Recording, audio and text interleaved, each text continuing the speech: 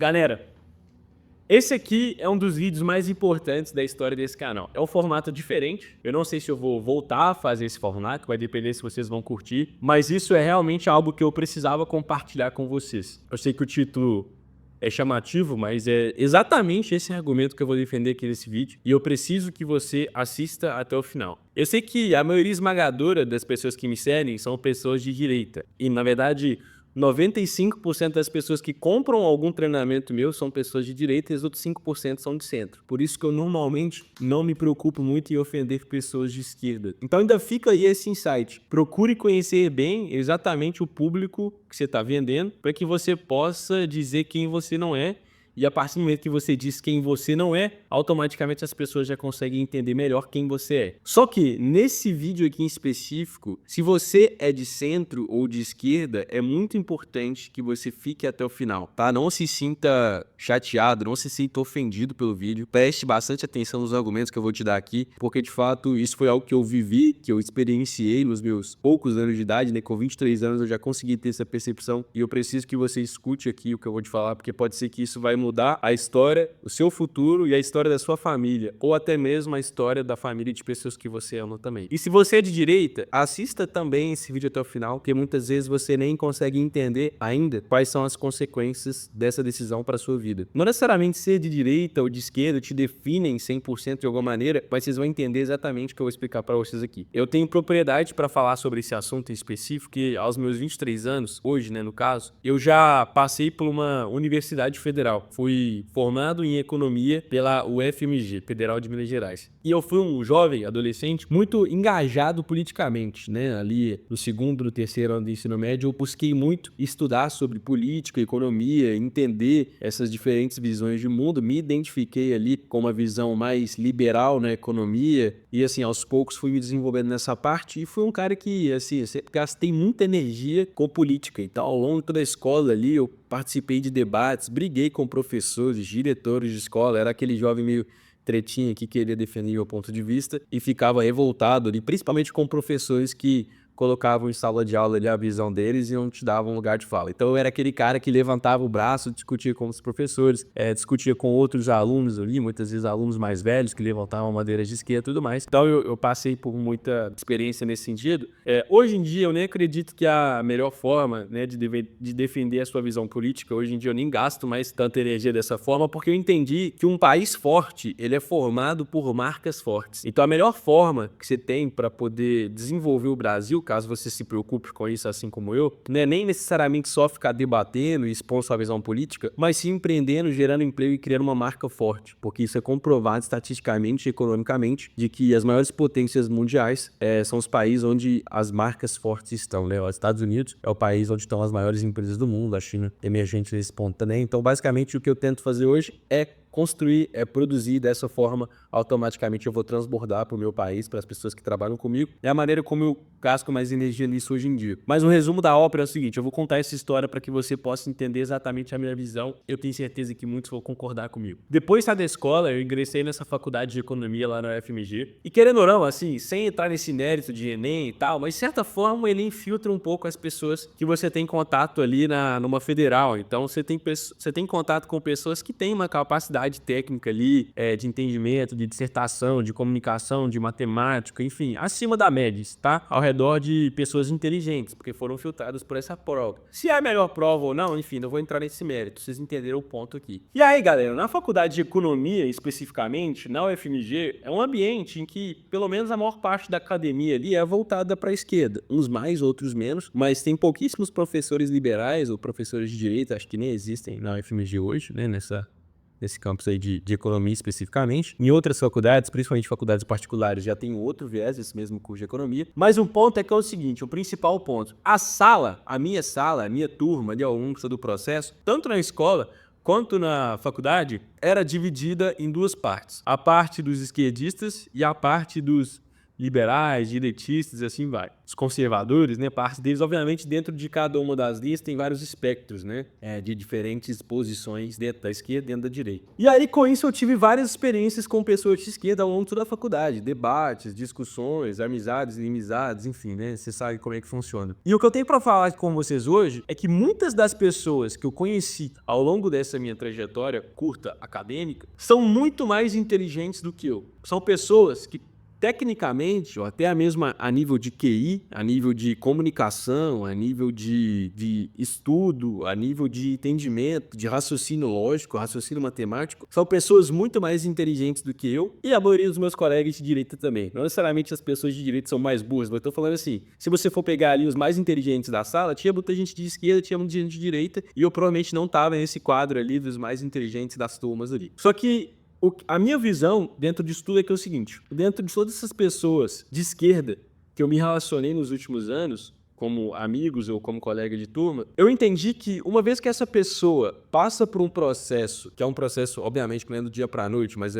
ele acontece em algumas semanas ou meses, de chegar num ponto de se definir como um esquerdista, automaticamente a forma dessa pessoa enxergar o mundo muda. Essa pessoa começa a enxergar o mundo de forma totalmente diferente. Na maior parte dos casos, essas pessoas, elas se colocam ou colocam as pessoas menos favorecidas da sociedade. E essa posição de vitimismo diz o seguinte: se eu não tô hoje vivendo o que eu gostaria de estar vivendo, ou se eu não tô hoje numa posição que eu gostaria de estar, com a qualidade de vida que eu gostaria de ter, a culpa não é minha.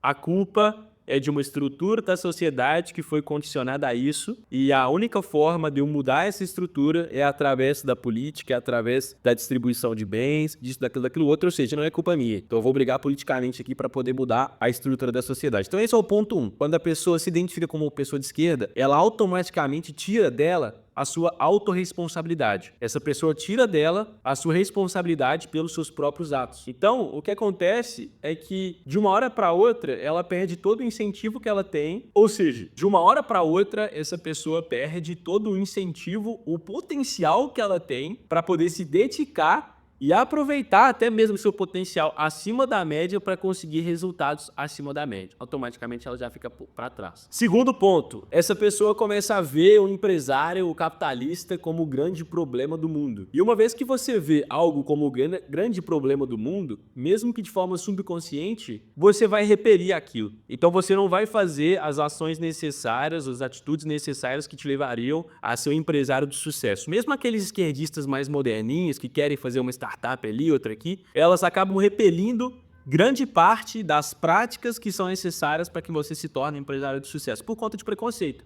Esse pessoal aí não quero ser, não quero fazer parte, essas pessoas são um problema do mundo, essas pessoas são a escória, então eu quero fazer diferente, eu quero ter uma visão mais romântica aqui do mundo, e automaticamente você não vai por esse caminho. E um terceiro ponto, galera, é o ecossistema. Essas pessoas, elas acabam se afundando ali no ecossistema que leva elas para baixo de várias formas. Não é um ecossistema produtivo, não é um grupo de pessoas que estão preocupadas em crescer, não é um grupo de pessoas que estão preocupadas em se desenvolver, em construir coisas grandes. Essas pessoas estão mais preocupadas em se engajar politicamente, em gastar energia para poder mobilizar pessoas, para poder fazer manifestações, protestos, reclamações, enfim.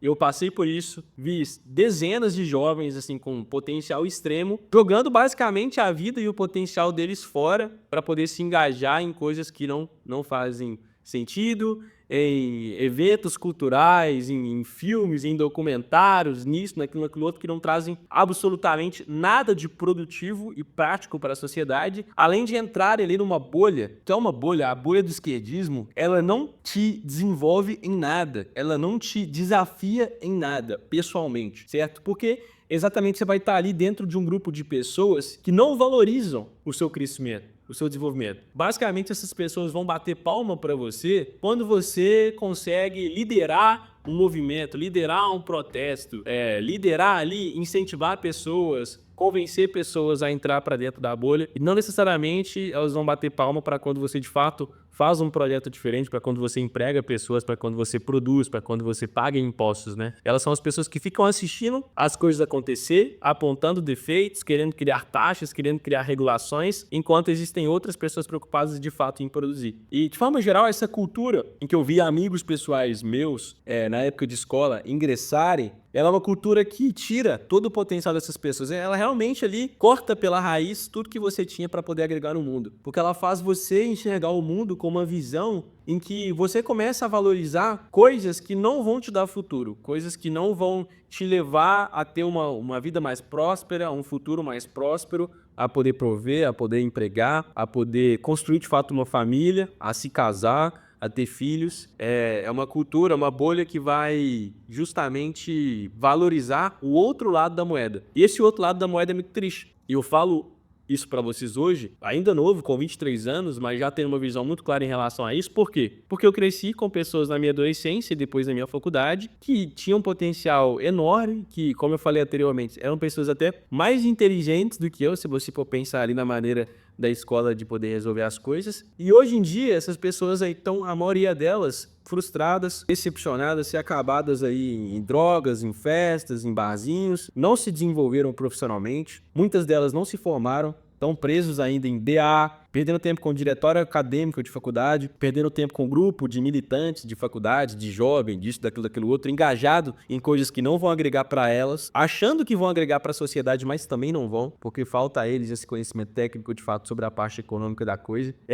E basicamente, quando eu olho para o lado, eu vejo, hoje em dia, colegas mesmo que, então assim, é muito triste. Eu olho para o lado e vejo colegas que estão aí, assim, de fato, não se desenvolveram nem um pouco. Passaram-se 5 anos desde quando eu formei na escola, aproximadamente ali. E muitas dessas pessoas, algumas nem entraram na faculdade. Quem entrou está preso na faculdade. Quem se formou não consegue desenvolver, não consegue crescer na carreira profissional, porque não valoriza as coisas que são valorizadas pelo mercado de trabalho. E o que vai acontecer, muito provavelmente, é que daqui 10, 15 anos, essas pessoas vão estar numa situação mediana ou vão estar totalmente perdidas ali, vão estar sem propósito nenhum. Algumas hoje já estão depressivas, ansiosas, exatamente porque não se desenvolveram. Enquanto outros colegas meus, que eram até mesmo, você sabe, né, os mais bagunceiros ali da turma, os mais avacalhados ali, que não eram bons de nota, de matemática, disso, daquilo, outro, são pessoas que se propuseram a empreender ou até mesmo entrar numa empresa e crescer nessa empresa, seguir uma carreira ali para poder se desenvolver, de certa forma, nesse início aí da fase adulta, já estão se desenvolvendo muito mais, já estão sendo desafiados. Hoje, aos 23, 24 anos, estão com uma renda já maior.